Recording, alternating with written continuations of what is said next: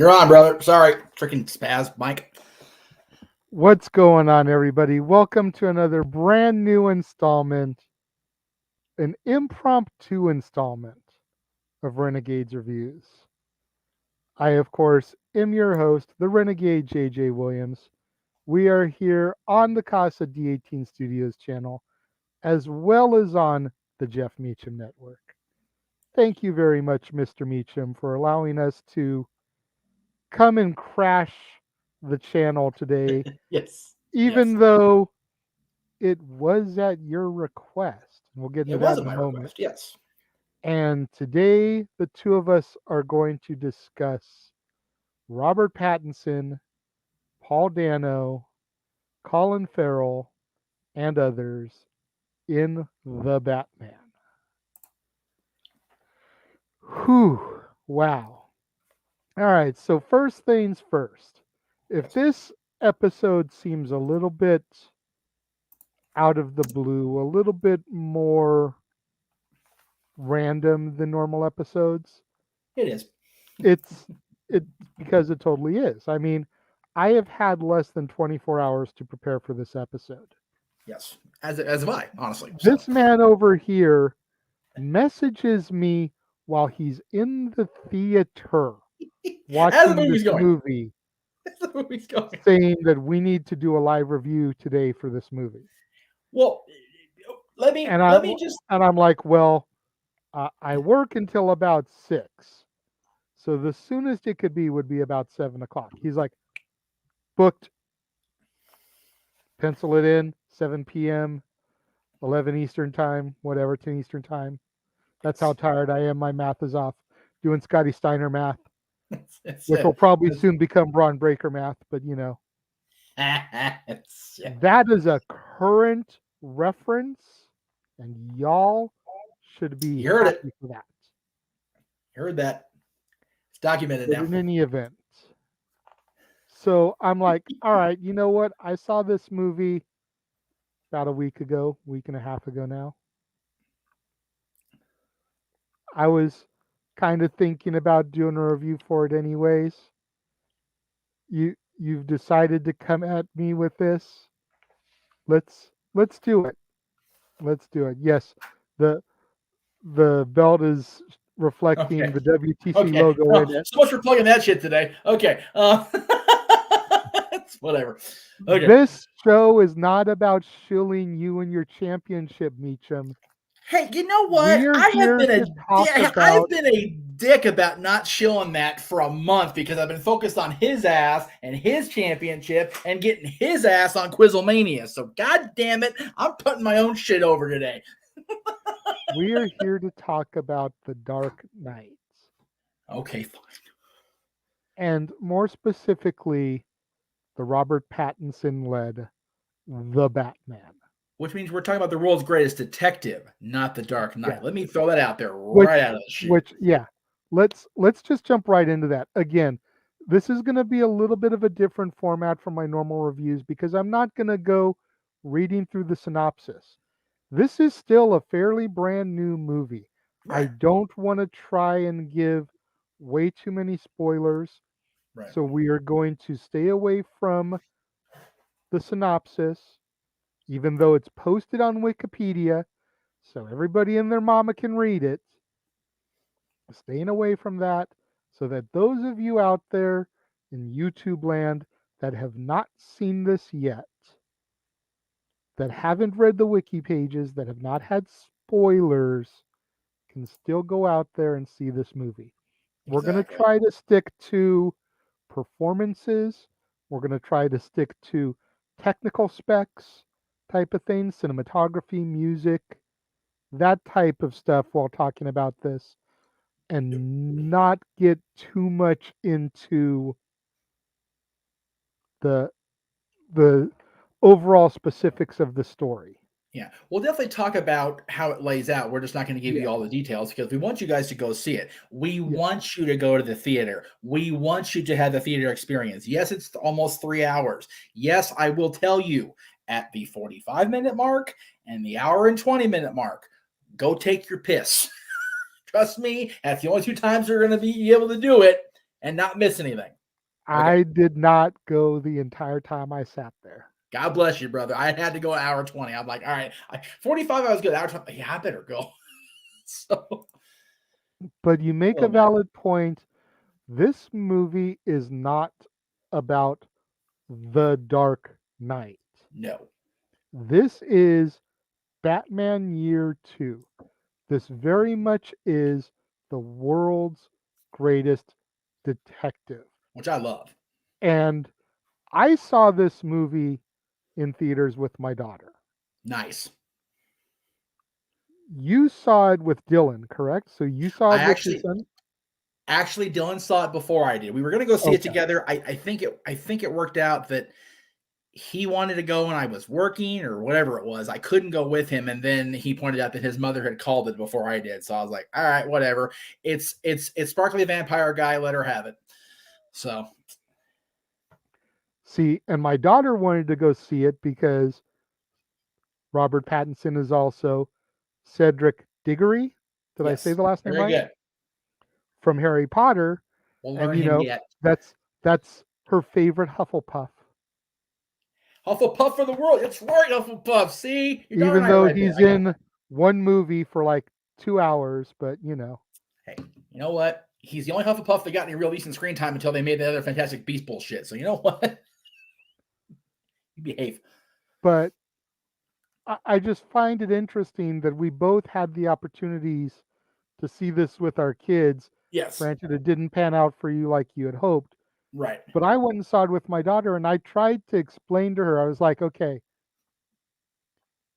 her knowledge of Batman is the '66 movie Right. and the Lego Batman movie. And you know what? For her age, that's okay for now. So But those those aren't the best examples of well, no. who Batman truly is. No, they're not at all. And especially the fact that they're going with the whole world's greatest detective thing. Like, I made sure to explain to her ahead of time, this isn't going to be very action fight sequence driven. Yes, No, not at there was all. some of that in there. It wouldn't be a Batman movie if he didn't fight some bad guys. Right.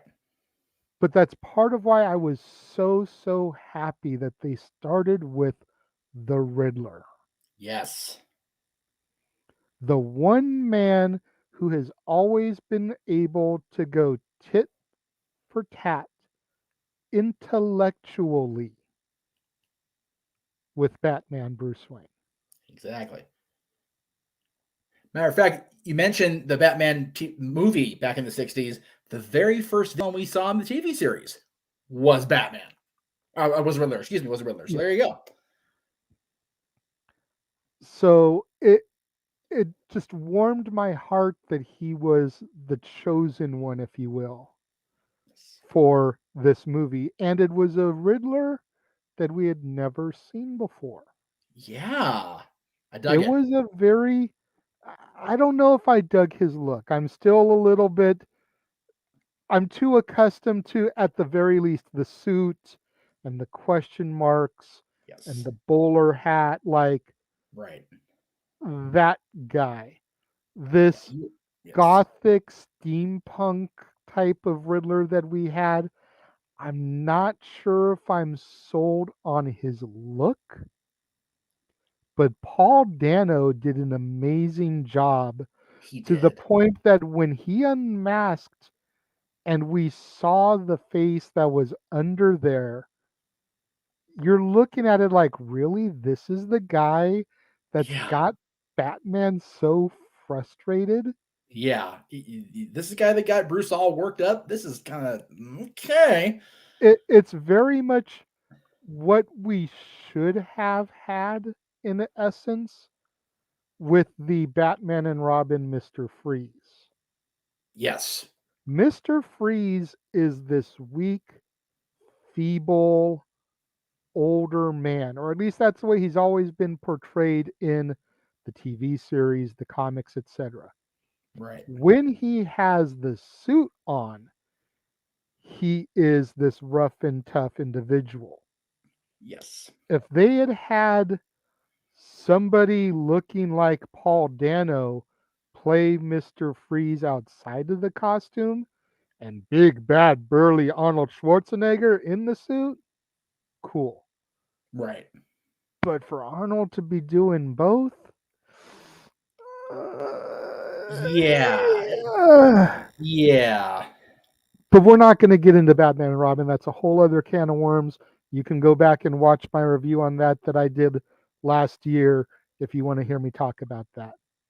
Yes. But don't watch the movie first. You'll thank us for that later. But Paul Dano really, really impressed me. And Yeah. I have only ever seen Paul Dano once before that I can recall. And I know you haven't seen this movie. So I No. don't know, were you familiar with Paul Dano going in at all? I had heard the name, but Mm-hmm. when we he gets unmasked, folks. It's a Batman movie. The villain ends up losing. No shit.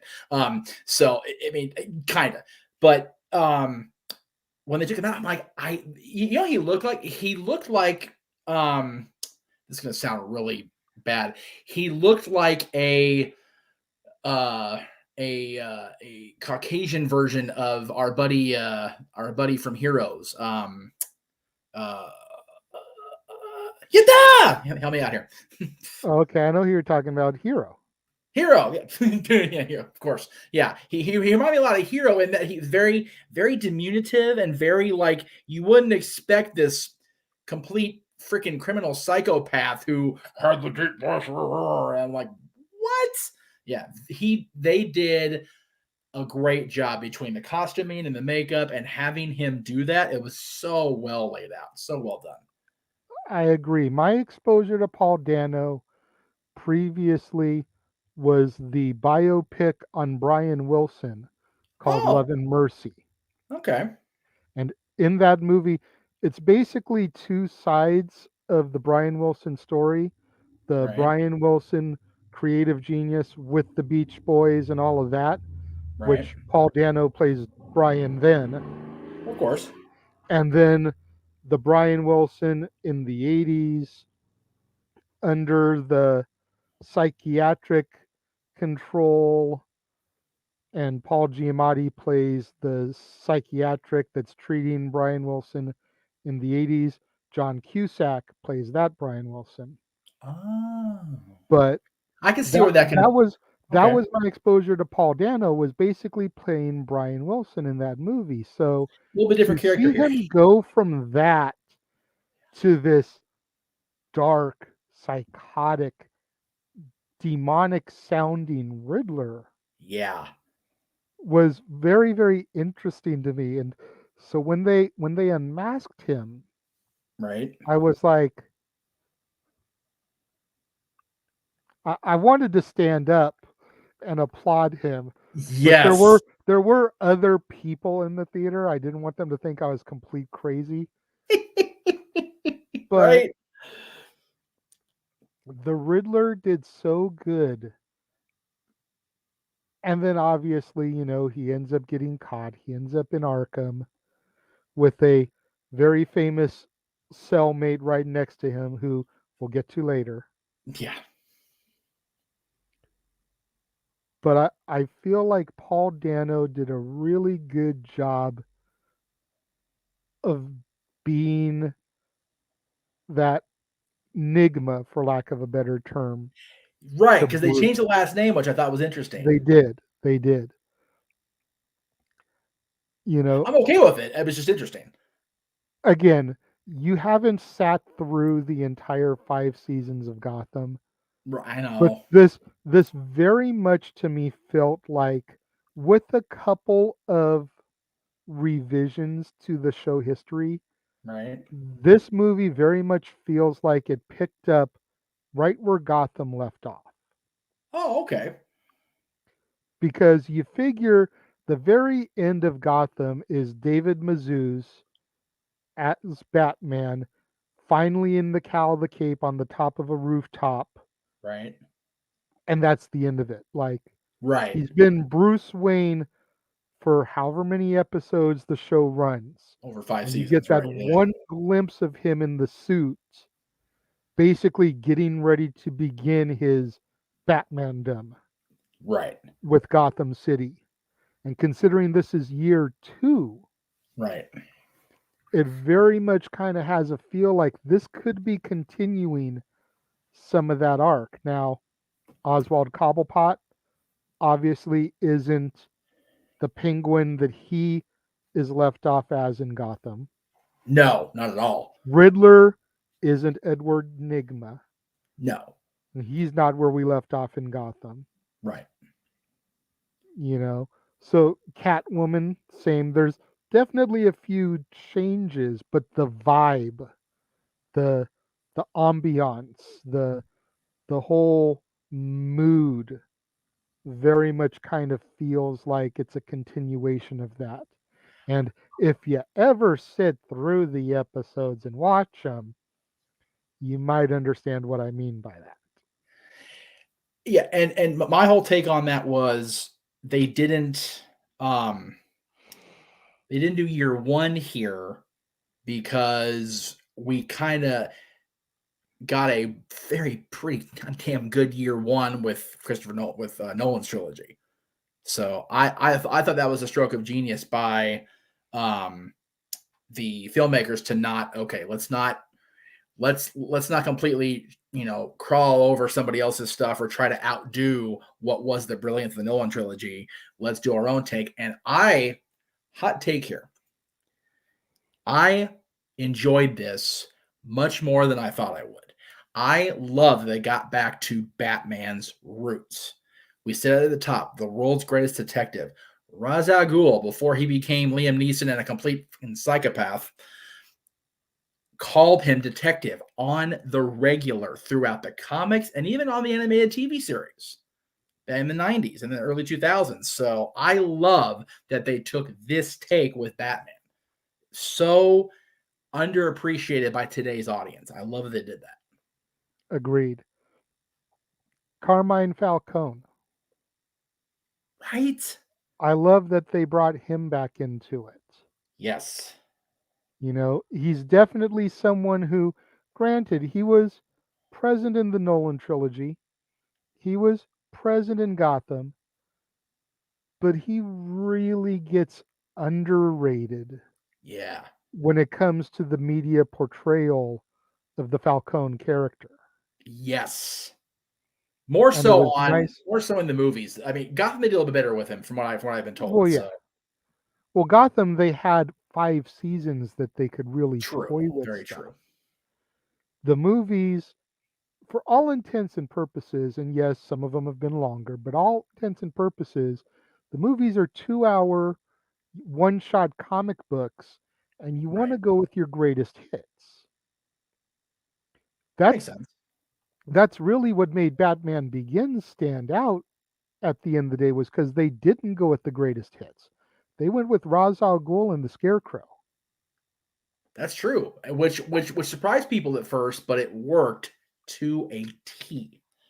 It did, because they planted the seed for Joker, Right. and then Harvey came, and then Catwoman and Bane, and we got a little bit more of what we knew. Right. But And they came complete out of left field. Not even left field. We're talking, Scotty Smalls left center here, with kids.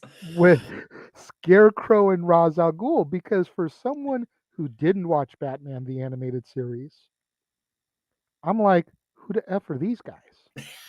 And let's see, I love that you use Ra's al Ghul because Where's I love the animated where's the series. Joker? Where's So, the Riddler? Where's the Penguin? Where's Mr. right. Freeze? Where's, you go and you watch the 60s TV show, and there is a laundry list of villains.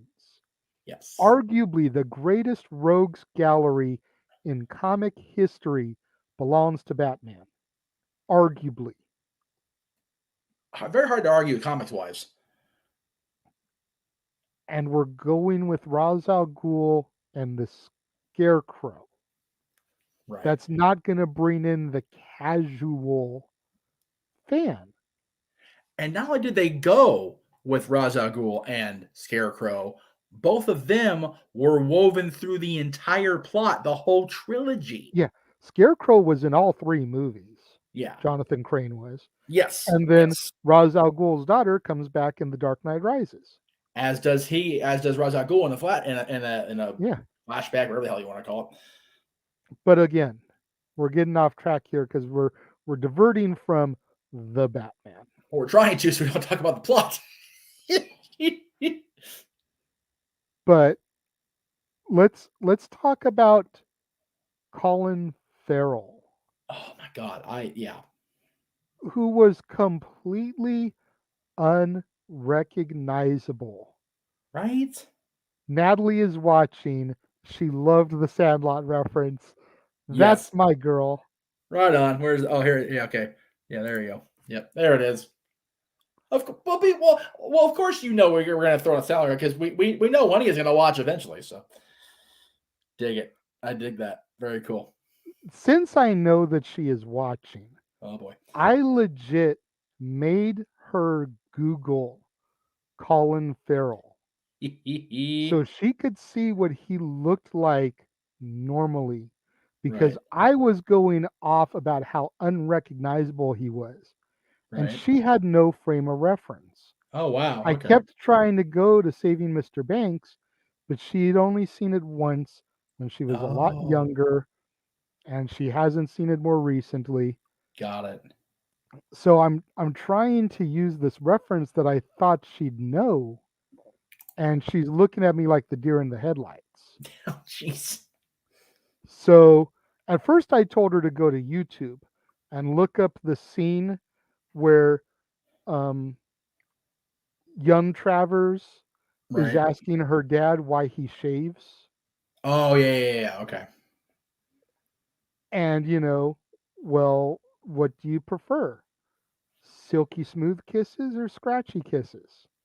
Yes. Well, then a man must shave, if even to only spare his daughter's cheeks. Both kids, trust me. Dylan hates when I get the scruff too, so I get you. That's one of the cutest scenes in the whole movie. It really is adorable. So I told her to look that up, and she was like, "Can't I just Google him instead?" I was like, "Fine, Google him." So she went on her phone, she Fucking Googled him, teens. she found his picture, and she like had a moment. She was like, "This, this is this is what I just saw as the penguin." I was like, "Yeah, that is him. It looks nothing like him." No. It's amazing what prosthetics and a fat suit will Yeah, do to a person. exactly. I was thoroughly impressed with that. And Again, again, this is an accurate statement. See her yeah, comment there. that was from a few minutes ago. I think she was talking about the Sandlot thing and the fact that she would get a kick out of that. I think is what she was referencing. No, no, she's responding to me telling the story. Oh, okay, got it. Okay. But he was so good. And again, another one of the greatest hits who was used in not his traditional role. No. I I feel this is another way where I kind of compare it to Gotham, because I feel like they looked at what Gotham did with Oswald and kind of went that route with him. I based on, and Being again, the I've seen up henchman through of the gangster, granted they plumped him up so he looked a little bit more Danny DeVito penguinish, Burgess Meredith penguinish, as opposed to as skinny as Oswald was on the TV show. right. But other than that, like, I feel like they saw where Gotham went with him and was Yes. like, okay, since this is year 2, we're gonna at least start with adapting this, and then he can evolve into the DeVito, the Meredith type of penguin that we know. Yeah, I think they definitely went the Gotham route, but they also were trying to make him a little more frightening, which is why they packed on the poundage DeVito style. So, and he's quite a frightening figure in this movie. So I can definitely see where they were influenced by Tim Burton and Danny DeVito. Because I mean, at the end of the day, he's still a scary gangster who happens to have penguin-like qualities. So it's a nice. I think this one's a nice callback to a lot of the different interpretations prior to now. And that's another reason why I love this one. And again, it's almost 3 hours. It is a long haul without question. But like I said, if you need to, you get those breaks. You're good to go. You and I talked about this prior to me seeing it, when you had seen it just only yourself. Some of the stuff they could have cut out and maybe would have shortened the hour off of it, but a lot of it is the score, and the score is so good. Like there's certain arcs in the music where you almost think you're going to hear Danny Elfman's like it's like you can almost hear like they want to hit that key, like no, we don't own that shit. Wait, no. So, but it's close enough where it ties it. It clings at mine anyway. My 6-year-old feels like, oh, I can hear it. They're trying to mess with me. I get it. So again, if you cut that out, you lose the score part of it, and it's like I don't want to do that. So I get why they kept it the length of this.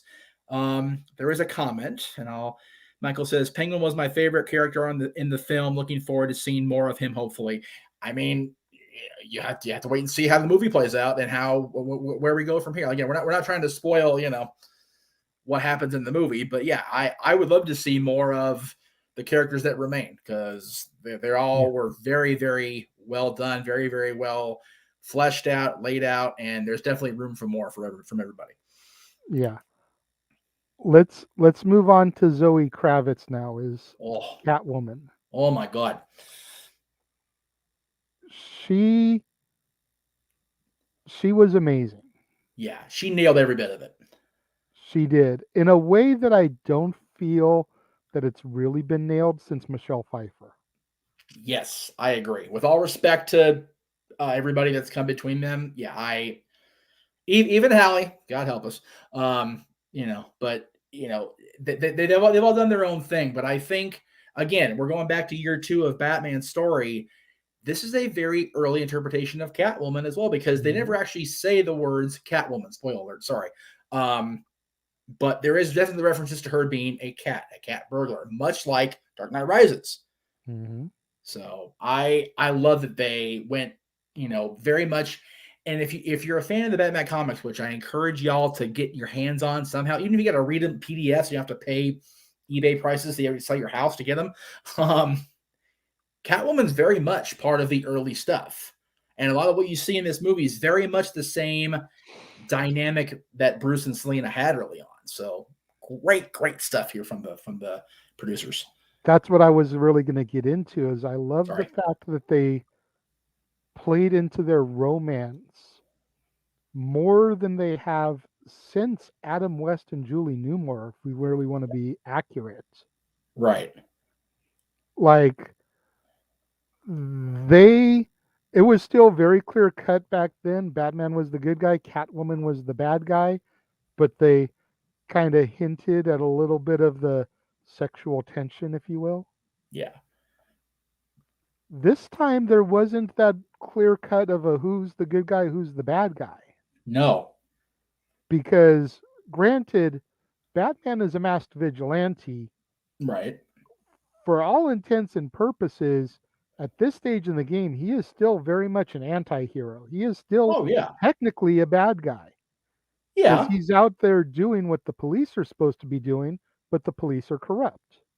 Yes. And no, it's not a spoiler. The police are corrupt in Gotham. No shit, folks. Yeah, right.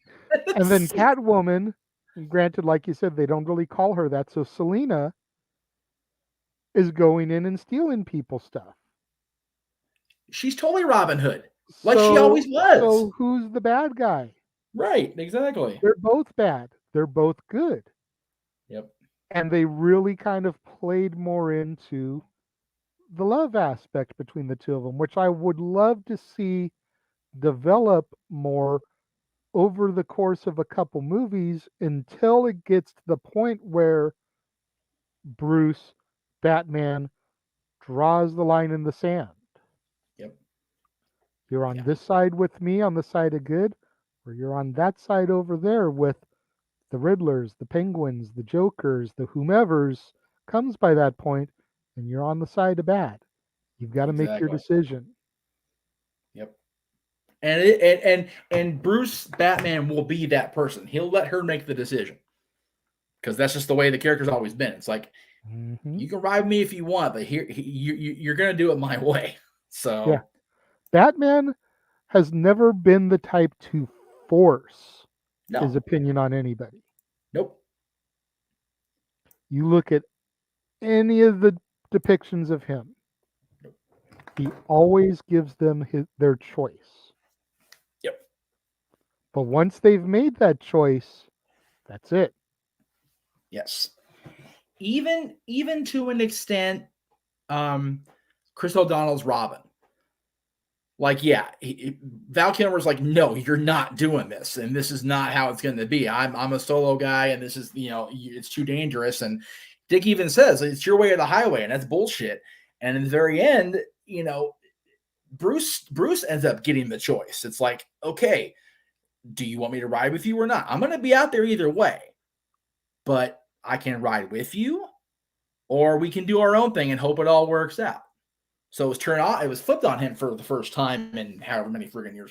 So again, I always said everything in life is a choice, everything, and it's the same in movies, in movie stories, and comic book stories. So great. Again, I can't gush over this movie enough. So Brings me to the next person I want to talk about. yes, Andy Serkis as Alfred. yes. And yes, I'm saving Robert Pattinson until the end. On purpose. Got to build the suspense. That's right. You gotta hook them in, kids. Andy Serkis as Alfred. I'm twofold on this one. Call me Harvey here. I'm a man of two minds about this. On one side, I feel like I can trust Andy Serkis as Alfred about as much as I can trust Jeremy Irons as Alfred. Yeah, right? Because I've seen Andy Serkis play a villain in quite a few things. Not Yes. as dastardly as Jeremy Irons, throwing his brother off of a cliff into a stampede where he gets trampled to death in front of his son. Not quite that bad, but darn close. Yes. So part of me can't sink my teeth into him as the nurturing, fatherly Alfred. And there's even a point where Bruce tells Alfred, you're not my father. Right. And he kind of makes a comment like, I know this. I know. Like I've been told. I've heard this. Yeah. It's one of probably those where the most emo that Robert Pattinson gets in the whole movie. Yes, surprisingly enough. But it is what it is, and I was able to just kind of chuckle at it because you kind of always have that moment at some point in the Batman story where Alfred tries to be the father figure and Bruce is like, you're not my dad, and kind of has to put Alfred in check. And at least in this story, Alfred, the way the story plays out, it's very much, there is that definitive line. With Michael Caine's, he was trying to protect Bruce from his own damn self at the end of the day. Again, haven't seen Gotham a whole lot, but Jeremy Irons, again, I can't trust that fool about as far as I can throw his lion skin rug. So I'm a little worried about that when I get into it. But everything past Michael Goff's Alfred, it's always been difficult because there's always that uncertainty. Michael Goff, you trusted that dude implicitly, regardless. Same with Alan Napier back in the 60s. Like that dude, he was the third guy in that trio before Barbara Gordon showed up. So, Dude, like, Alan seriously. Napier was such a G that he got to wear the bat suit and drive the Batmobile. Damn right he did. Okay, that's how much Bruce trusted him. Best When stampede they toy in the needed business, Bruce kids. to be somewhere that Batman needed to be, Alan Napier was in the suit driving the Batmobile. I love the absurdity of him putting on the bat suit and he just looks like Bruce. He just looks like Adam West. It's kind of like the Hey, first episode with the villains where Molly just happens to look like Dick Grayson once she's in the suit. It's like, okay. Got a 60 television. Anyway, we're off. You know what? All Clark Kent's got to do is take off the glasses, and all of a sudden he's Superman. Well, just because Lois is a dipshit, that's not my problem. But I think it's funny that you mentioned the definitive line here, because to me, I felt like Andy Serkis's Alfred and Robert Pattinson's Bruce was the most father-son we've seen in film-wise. I'm not counting Gotham because that's a whole other bag of worms. Okay. Since Michael Goff, and yes, I'm going to say his name in a positive light, George Clooney. Well, in this case, you have to reference George. For as shit-tastic as that movie was,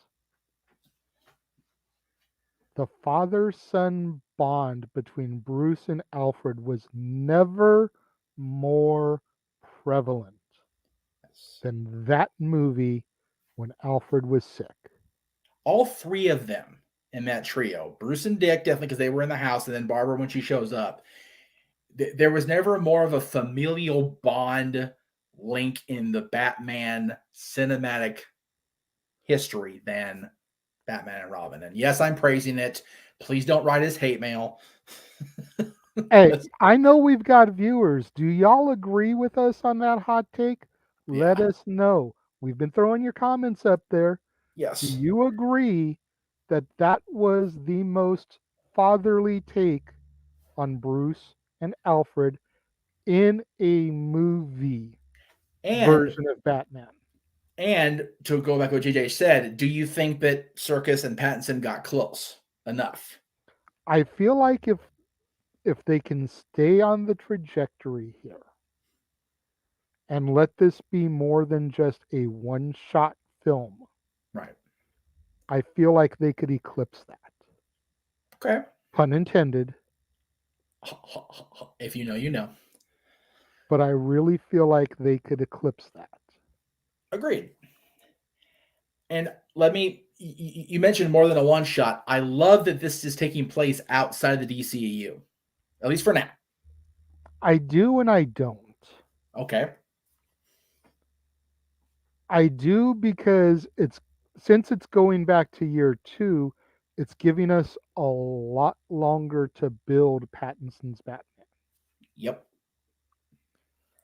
I don't, because I don't feel Affleck was ever given the proper opportunity for his Batman to shine.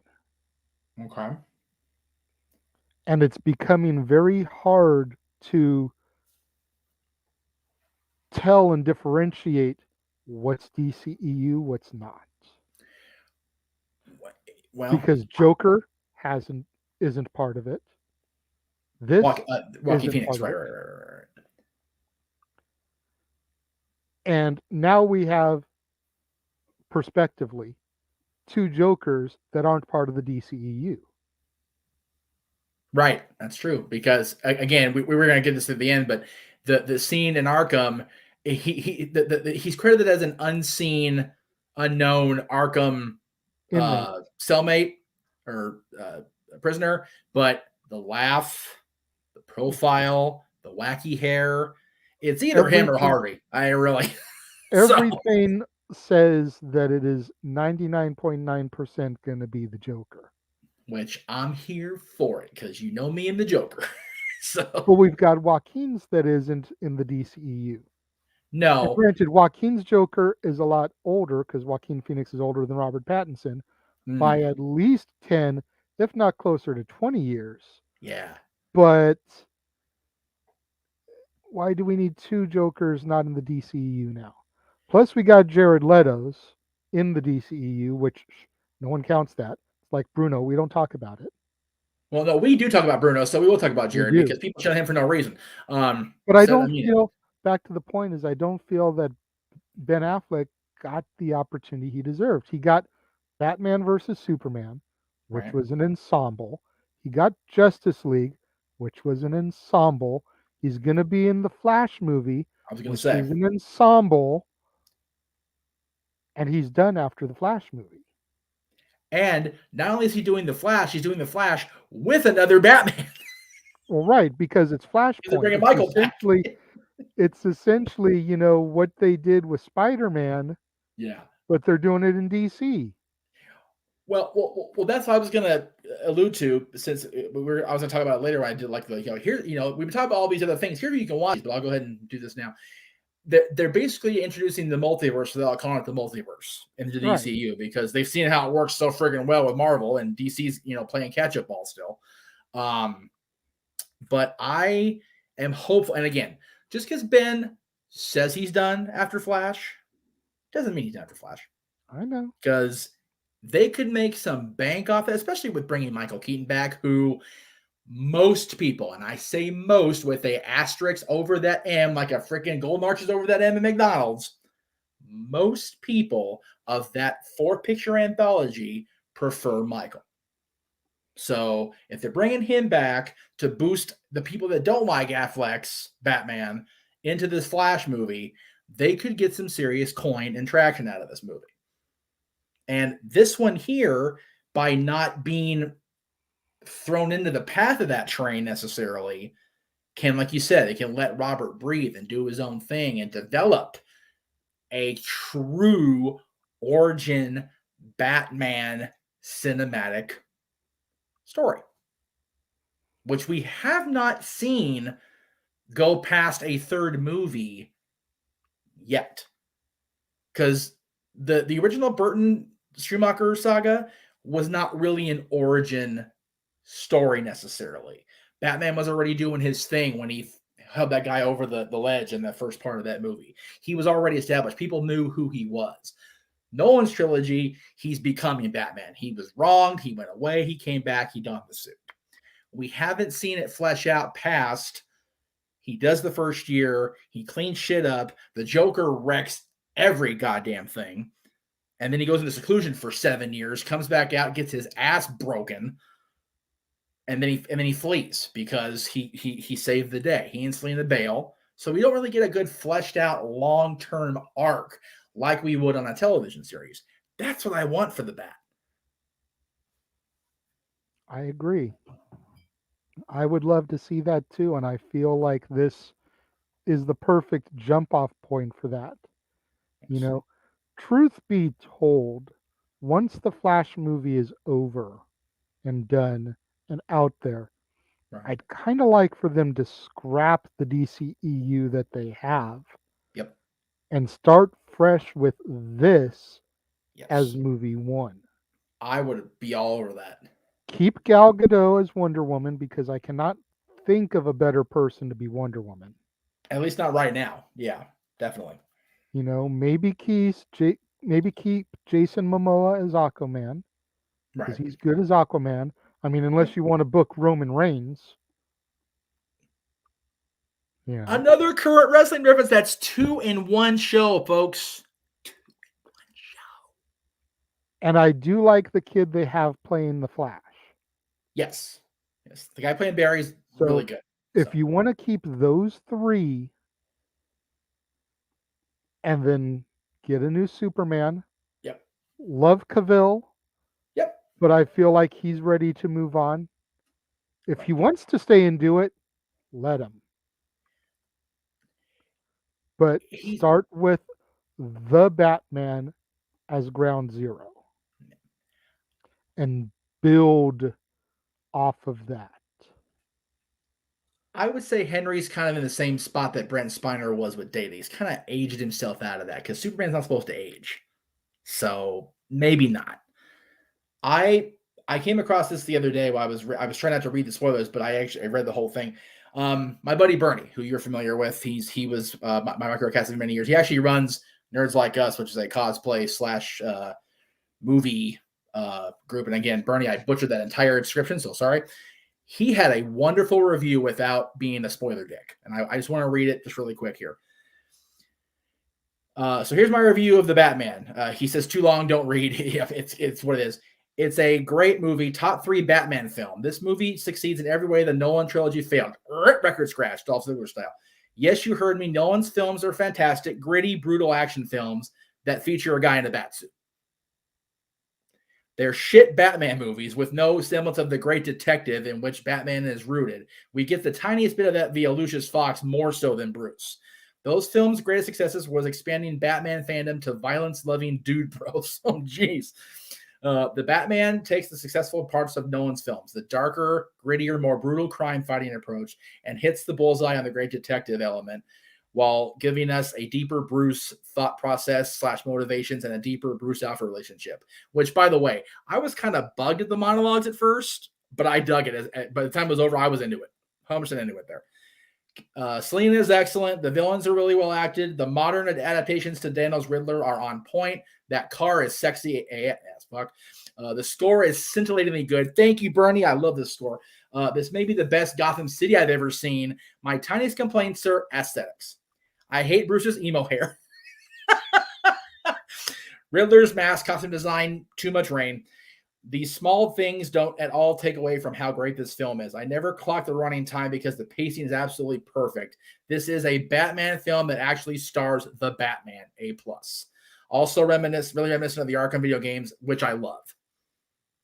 Like, he hit every point that I couldn't think of. Like, I love the layout of the Arkham games because Travis exposed me to those. God damn, are those good. Very reminiscent of those. But yeah, he took everything that the Nolan verse did as far as aesthetics and as far as layout and as far as the overall presentation and made it more so about Batman and Bruce than everybody else that Nolan, because granted, Nolan, Christian Bale almost superseded Michael Keaton as my favorite cinematic Batman. Robert Pattinson, if he keeps going, he may be the one to do it. And that's a hard thing for me to say, considering the circles that Robert Pattinson and fandom and I run in mutually. Yeah. Lord knows. Let's go ahead and get to the man of the hour now, because we've barely talked about Robert Pattinson throughout this whole thing. Yes, I definitely want to talk about it, please. Robert Pattinson impressed the hell out of me. Yeah. For a guy whose only exposure to him prior to this was the first 2 Twilight movies, right, which I was forced to watch. Yeah. I told my daughter, if he starts sparkling, I'm out of here.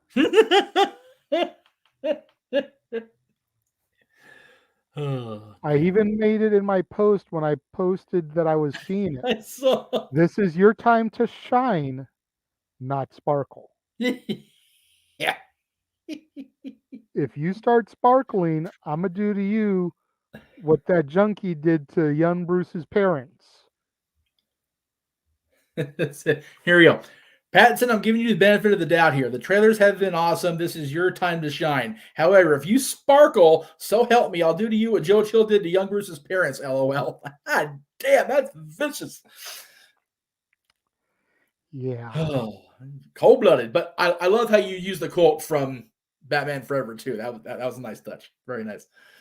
Well, I mean, it was a riddle that Batman said to the Riddler. So, I had to throw something out there, Riddler related, to see it. Yes. And man, just when you were there one, please, you're as blind as a bat. Like, I can hear Jim and see that gaudy ass white suit. Like, yeah, right there in a moment. Anyway, go ahead. But Robert really impressed me in this. I told my daughter that it almost makes me want to look up some of his other roles post Twilight. Right. And give him the benefit of the doubt. Because if he acts in those movies the way he acted in this, then I'm willing to overlook those 4 or 5 film black marks on his record.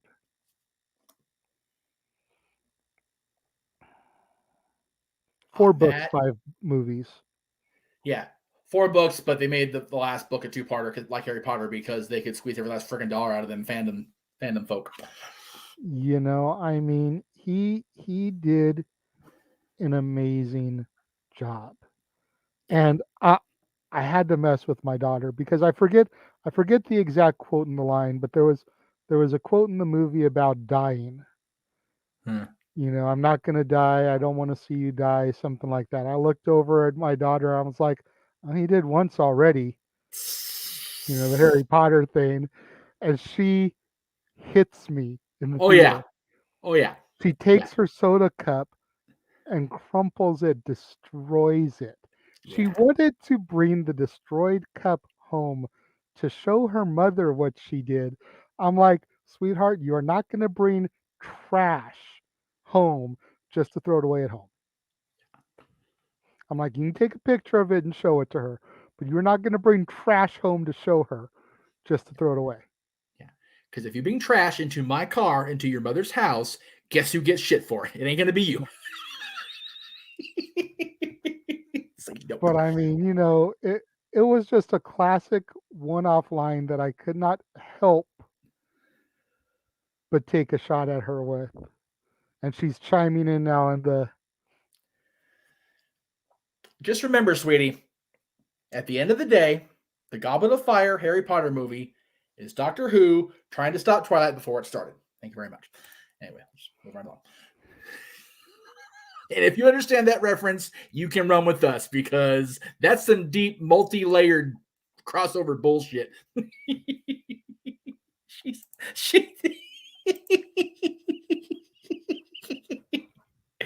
We are pissing off the daughter, and I'm okay with it. Oh Lord. But yeah, like I said, I'm willing to give him the benefit of the doubt. Now, as far as the future of this franchise, Yes. Yes.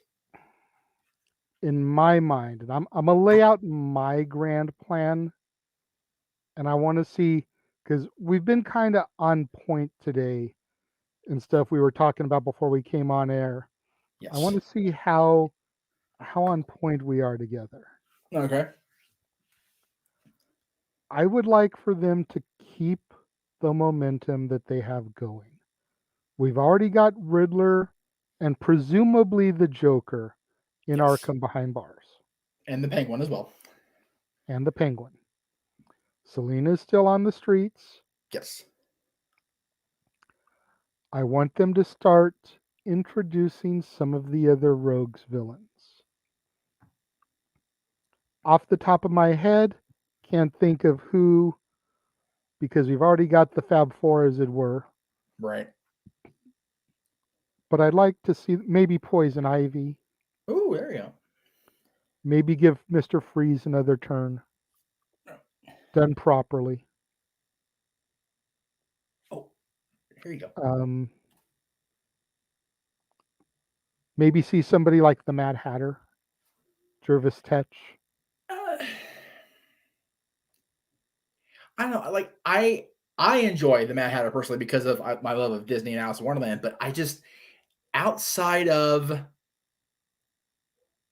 the animated, like I didn't really dig him too much on the '60s television show. He was much more fleshed out than ironically fleshed on animated series, but he worked better in the animated series. But I don't know for a movie villain. I don't know. Here we go. Yeah, I see it. I could be watching movies. I'm sitting here by my own uncle and dad. I don't know how to feel. Like you're a teenager. That's how you feel about it. There you go. Anyway, I love you, sweetheart. You know we I love do. you. You know we love you. Jeez. But I'd like to see them keep introducing some of these characters, and I want to see Batman keep busting them. Okay.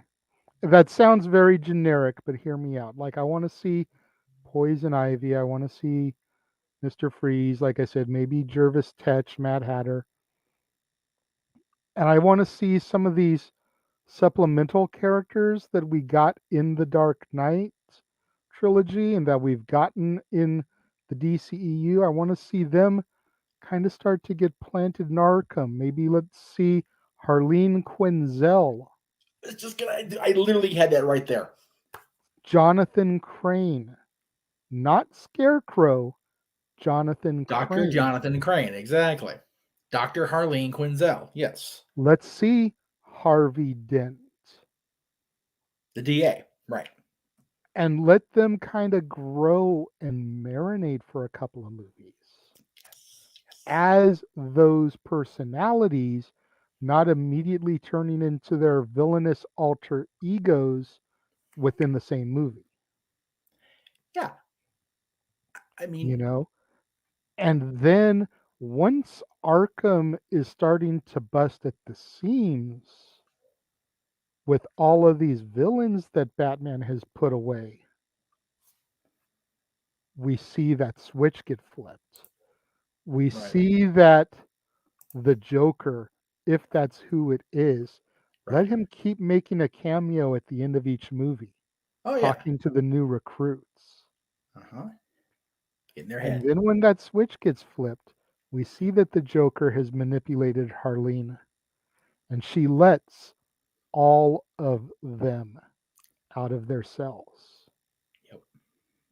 And we have one big united underworld, like they were kind of calling themselves in the 60s movie. And now Batman has to figure out how he's going to recapture all of these villains who are playing this game with him. And if it's at that point, maybe Selina returns or whatever is going on with her by the that particular point in the story. Maybe Dick Grayson has had his story unfold and is at Wayne Manor by then. Maybe he's got a couple of allies to go against this United World. And dude, you wrote exactly what I was like. Seriously, Harleen should be the Joker's and Riddler's therapist. Dr. Crane can be in there too, and they could be. They're both. It very much ties into the whole Star Wars mythos. They're both very weak-minded, easily susceptible. Just that one little chink in the armor can turn both of them very easily. What's the quote? All it takes is one bad day. And if you've got these two doctors that are supposed to be, and Lord knows I know about doctors that don't know what the hell they're doing, but they give a diagnosis anyway because they're supposed to. If they've got these two people, these bastions of good and right with the world, uniting these crazy muckerfuthers under one roof, and then the doors blow open, like you said, shit hits the fan. We've got a hell of a cinematic climax at the end of this saga. So Big time. very well written, very well done. And I will say this. And I feel it's something they can really accomplish if they've got like a 4 or 5 movie deal where they can build this arc up. Right. And maybe it's not Robin, but maybe it's one of the other super friends, if you were. Or maybe it's not even Dick Grayson. I would love a live action Jason Todd story to flesh out. That would make my friggin' day. People hated Jason. They literally voted him to die, okay? Like for real. But if you've read the comic books and you've watched the animated universe, Jason's an amazingly layered character. They could very easily do something with Jason Todd. Or do something with Barbara. Or Barbara, exactly. There's so many. That's the thing. Starting so far back as they did. Way. Do it Barbara Gordon, not Alfred's niece. Thank you, Lord Almighty. Yeah, we need Barbara Gordon on the big screen. Barbara and Bruce should be similar in age than Barbara and Dick, in my opinion. Yep. So since Bruce is at that year 2 age, Barbara could be starting at Gotham University. Yep. Exactly. There is And stuff the here, Gotham Warner Circus Brothers. comes to town, and we see the Flying Graysons. And like we talked about, in the original story, we never really got a definitive answer as to who killed the Graysons. We have an idea it was Maroni or Falcone, whatever one of the lead gangster was back when Dick Grayson was introduced. But, in the stories and the movies, it was, of course, Harvey. With the mob element still in place in this particular universe, very easily could have a one-off guy be the one that offs the Graysons and off we go. Yeah. Without having to tie directly into the main villain of the story, have it be completely different motivation, but they still unite to fight the greater common bad in Gotham. But again, we're doing what we do on this show. We're fantasy booking. So it's fantasy hopefully booking is something that's definitely been going through my head as of late. Maybe we'll get into that on Monday with Ask the Dads. If people want to, beautiful segue, beautiful plug. If people want to make sure that they tune in on Monday and regurgitate that question, I've got a few different matches that I've been kind of fantasy booking here. There you go. Again, I don't know where the logo I had up there went, but it disappeared. But anyway, okay. Yeah, that's Monday in our usual 7:00 Eastern time slot.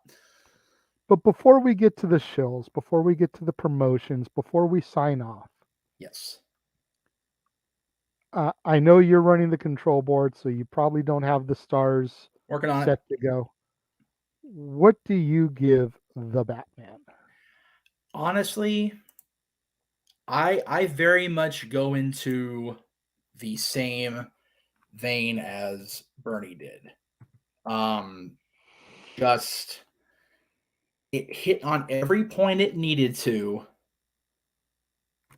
and it hit on the points that the Nolanverse didn't. And I love the Nolanverse, for the record, but I feel it did everything it needed to do and then some. So I definitely give it 4 out of 4 stars, without a doubt in my mind. This is the best, at least for now, standalone Batman movie I have ever seen.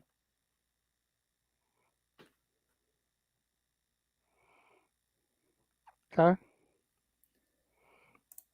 I'm kind of right there, the same mindset with you. I don't know if I want to go 4 or 4.5. Oh, because is it 4 or is it 5? 5 is the highest. Oh, well, then I give it 5. Sorry, I thought it was 4. No. Okay, my bad. 5 stars. Well, then go. Hang on. I mean, yeah.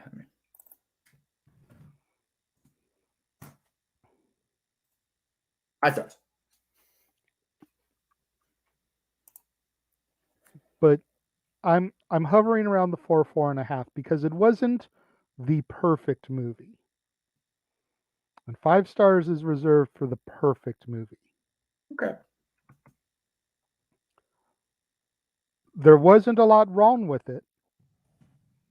Like I said, the biggest issue for me was probably Andy Serkis as Alfred and how much can I trust him. But that's just kind of a petty thing. Right. And then the length of it, I feel like it was a little on the long side, but it definitely, like Bernie pointed out, it wasn't noticeable. Right.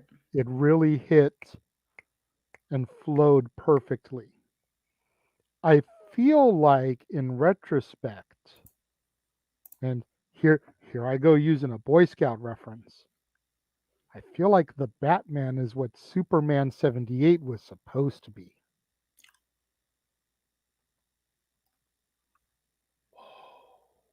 Two movies merged into one long movie. This very easily could have been separated into 2 parts. I feel like this is what Donner's grand vision was. I feel like that's what the Batman was for Matt Reeves. All right. So at the end of the day, your score is?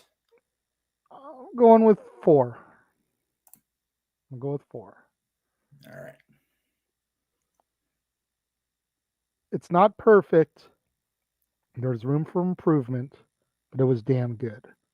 Much So the better. average from us is 4.5. There you go. Much better than I anticipated it being. Agreed. Definitely. Without a doubt, agreed on that point. That it shocked me as much as it impressed me. Without a doubt. 100%. Without question. Without question. Now, by the way, totally off topic. I showed Dad the clip of Jeff Jarrett and Sawyer Brown singing for the first time. He was like, "What did you just do to me?" I told Natalie, I told my daughter, I was like, if they really wanted to not typecast the poor guy, they could have had Taylor Lautner play Batman. He was the werewolf in the other movie. Yeah, because at the end of the day, the vampire's now the bat. There you go. And somebody posted a meme. Uh-oh. And supposedly there was a scene with Edward and Bella where Edward tells her, vampires don't turn into bats. And then the picture underneath it is him in the Batman costume. You wrong for that, people. You wrong for that. Awful. Just It's accurate, though. Oh, 100%. Without question. Without question. It's definitely... So, what do you guys think of the Batman? Let us know. Leave your comments and thoughts over there next to Jeff. Leave them underneath the seats. Not too many people in the theater to watch this screening. See a lot of empty chairs down there. Yes. But, maybe people just don't want to be in the first 2 rows. Maybe they're a few rows back. Which is totally fine. First 2 rows for a Batman movie, you're like, it's too much taken. Maybe it's just me, but I usually sit the first row elevated because you got the disabled seats like right underneath. I usually sit the first row up for that. That way you can put your feet up a little bit on the rails. Just kind of chill. You're elevated enough that you get the full screen scope. You're not right down on the floor, but you're still like front row. There's no one in front of you really.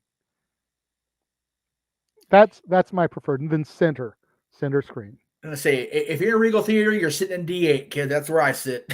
That's or exactly D7. where I sit. 7 or 8. Depends how it's laid out, but yeah. Yeah. So I wanted to throw this out there for everybody because I am horribly guilty of not watching, especially Gotham. Let me just own that shit right here and now in front of the world again, as I always do. As you should own it. But every single Batman awesomeness is out there. You can see this. And I know this because I did the research as we were watching today and as I was up last night after watching this movie. So, movie-wise, boom. You've got YouTube, you've got Hulu, you've got HBO Max, and you've got the theaters for The Flash coming out next year. The Batman movie we talked about today is still in theaters. It'll very likely join its brethren on HBO Max before the end of the year, much like Batgirl will coming up in the fall, I believe. They're shooting for November on that one, I believe. As JJ has pointed out to me numerous times, the entire series of Gotham is still on Netflix, folks. So get on it. I'll get on it with you if you want to. I will watch that shit with you, show by show. I'll go back to the first episode. God help me. And try there to get you to go. First season. Make it. You need some content for your channel that's not wrestling. Watch an episode, review it. Watch an episode, review it. Or watch a season, review it. There's 5 episodes. I made a beautiful discovery. Now, usually when I try to find the Batman TV series, you gotta sell your children to slavery to buy it on Blu-ray. It ain't streaming anywhere. Aha! But it is streaming somewhere, kids, because thanks to this guy and the knowledge of this website, this app, the entire 3 seasons of Batman from 1966 to 68 is free with ads on Tubi. There is no excuse to not see all of this.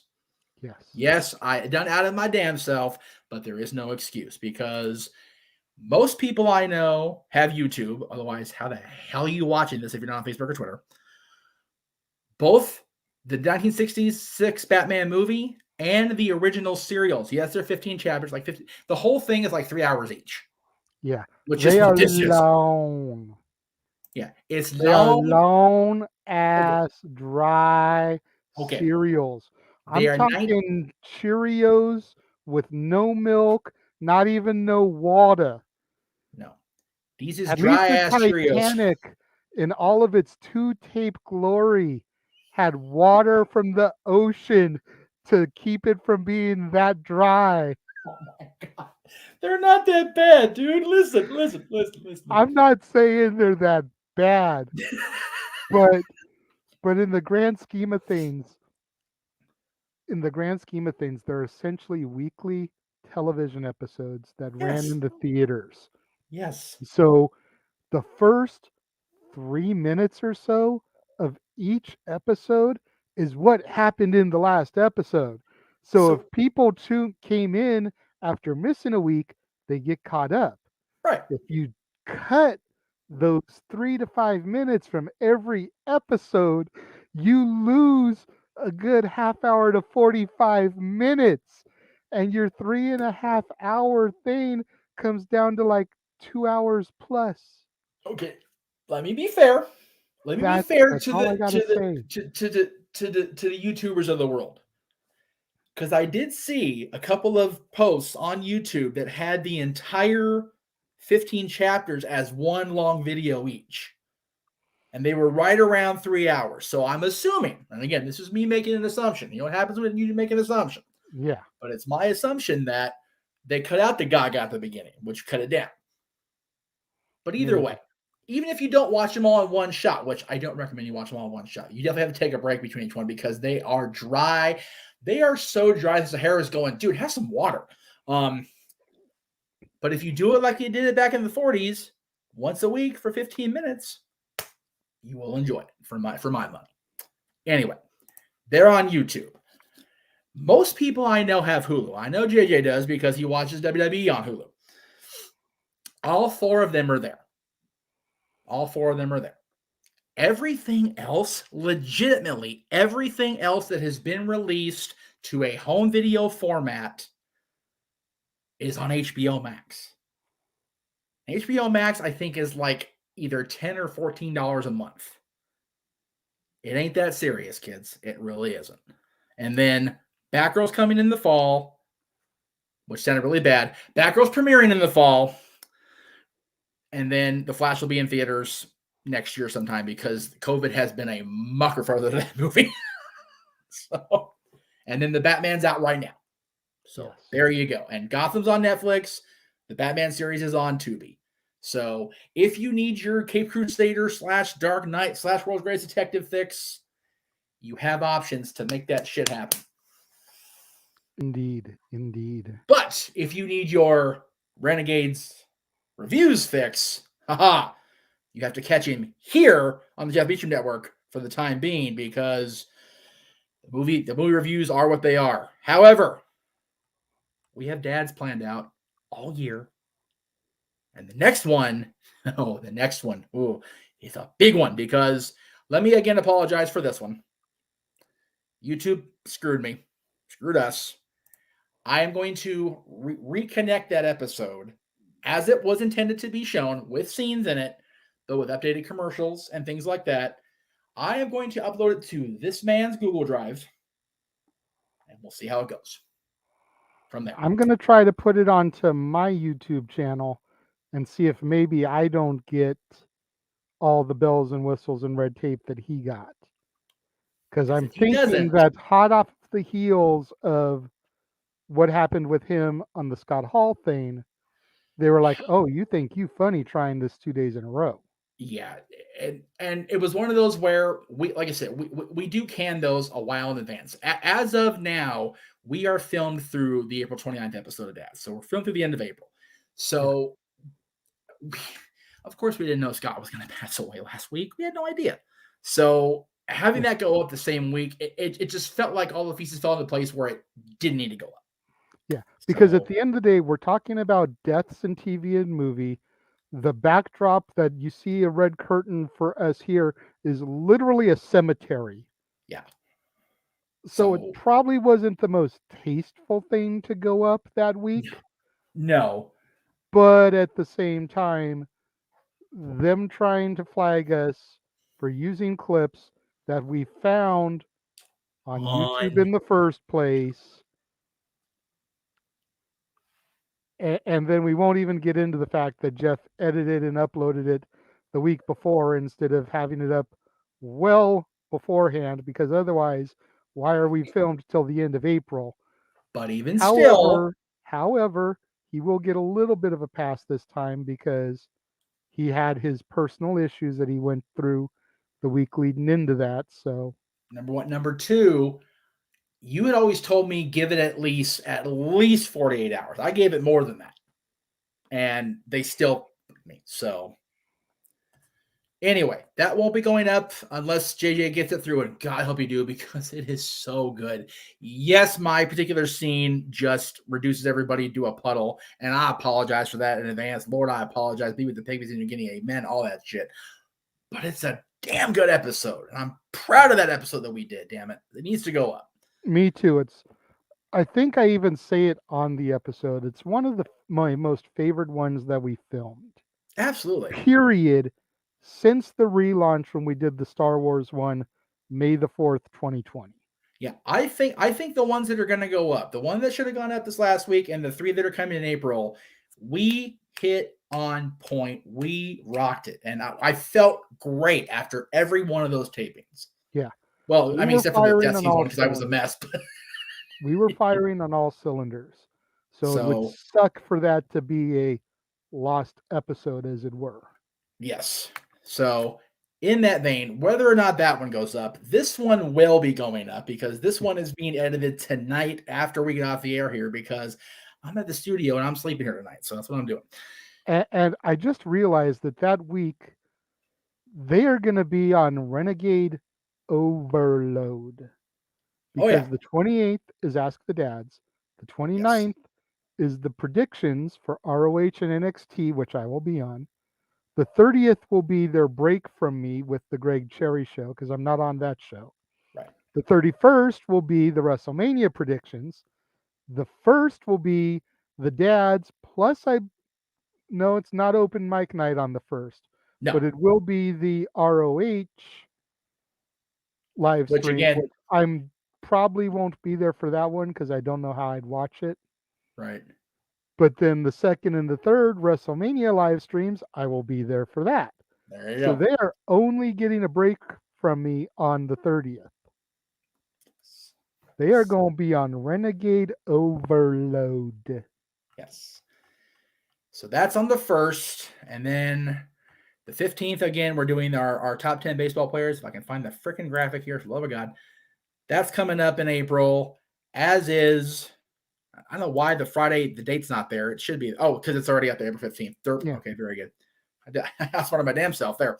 And the 29th is our Backlash matches, which, again, I was surprised at how great both those lists turned out, because there were way more differences than I anticipated. I'm not even going to lie. That was very well done. I was proud of that one. I am proud of that one. So that'll go up. But again, I think I'm going to have to stock up on my Zoa energy drinks for that week. Yes. So ignore the date here, but whenever he returns, please get on the Renegades Reviews channel. You're watching it on the channel now over at Casadine Studios. I know you are, because I can see it in my counter. Y'all are watching it there, so God bless you for it. And get caught up on Renegade, man, because it's going to be good. And again, like I said, we've got a lot of cool things coming up. You know, we talked about it briefly last week on the air. It is official, as Adam Pierce would say, and God bless Pierce. He's back on social media, so he's going to be back on TV this week, hopefully, God almighty. Stat Boys Rant is officially in a time slot. Now, we did tell him the 14th. Yes. However, as you saw on my social media, Jenny Santana asked for the 14th, and, well, she's prettier than Mikey. So it kind of worked out that way. But I'm also trying to build to a show for that. Yeah. This coming week, like you said, we've got a lot of cool stuff coming up on the Jeff Meacham Network, and I'm here for it because it's my channel, obviously. Yes. Ask the Dads Monday, Talk Wrestling Tuesday, the Greg Cherry Show Wednesday, Open Mic Night on Friday. Open Mic Night's back. I'm happy that's coming back because I enjoy that show. So Which I will do my best to be there for Open Mic Night and be on the show. Just a fun bunch of shenanigans and tomfoolery. But Thursday, damn Greg, all to hell. He's making me defend the title live, which, hate him for that. But, now that he's on Quizlemania, if he can do it live, anybody can do it live. So, whatever. Dick. Let me just go ahead and address what you said about the return of Renegade. It's been said all along that I was coming back on the 1st and that it wasn't an April Fool's joke. No. And it was not designed to be an April Fool's joke. Right. However, due to circumstances beyond my control, the relaunch date may have to be pushed back for at least a month, right, just because of situations that are out of my control. Right. It will still be coming back. It will still be everything that you love about Renegades reviews. Minus me. It just may not be right there on April 1st. It may be May 1st, June 1st, worst case scenario. Right. Either way. And I may be talking out my ass, and April 1st may still happen. But as of right now, at 8:24 p.m. Pacific time, which is 11:24 p.m. Eastern time, on March 19th, 2022, I, the Renegade J.J. Williams, am saying that the likelihood of an April 1st relaunch date is about as slim as Jeff's waistline. Love you, bro. Just being honest. No, that's good. So it's funny you mention the date because it's had a memory trigger. WWE tried to. We're gonna sign off after this. WWE tried to tell the world that the Hogan pop that he got in Montreal, which was monumental, no doubt about it, was the biggest pop in Raw history. And you and I were both part of a show separately that calls bullshit. And I was a part of another one that calls bullshit. What's that? So I was part of another one that calls bullshit. Yeah, you know. You were part of the show in Anaheim where The Rock made his return as the guest host of WrestleMania. And that shit damn near blew the pond back into Los Angeles proper. We always call it Staples Center South. Well, exactly. I ain't going there, though. Me, yes, mine was off air, but it's been recognized. It's in canon because it was on the No Way Out DVD. I was there that night, too. Yeah. Austin's pop that he got, he had been gone, and we were told gone for good. Vince McMahon done toasted that fool in the middle of the ring and left a fully open beer can in the middle of the ring. When you do that, you gone. So the last time we saw that was Raw as Owen. Exactly. And Owen was a little more gone than Steve was. Let's not mince words there. So I love, you guys know, card carrying, bleed out red and yellow when they kill me, when they shoot my ass. All right. But no, you're wrong for that, WWE. One arm will bleed red and yellow, the other one black and white. That's it. Because you're for life. Exactly. Yes. So this is your gig. I appreciate you letting me talk way too goddamn much. I'm probably gonna get chewed out for it when we get off the air here. No, I feel like we both went about equal here. Okay, good. I feel like I had a little bit more control over you than normal on a Renegade episode. Well, yeah, this is technically your show, so thank you guys very much for tuning in for this 1.5 hour long live edition of Renegades Reviews.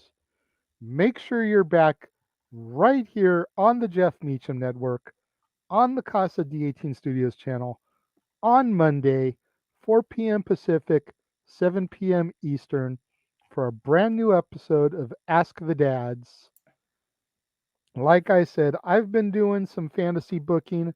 If you want to know some of the matches I've fantasy booked, be here for that and ask in the comments when we are live with that show on Monday.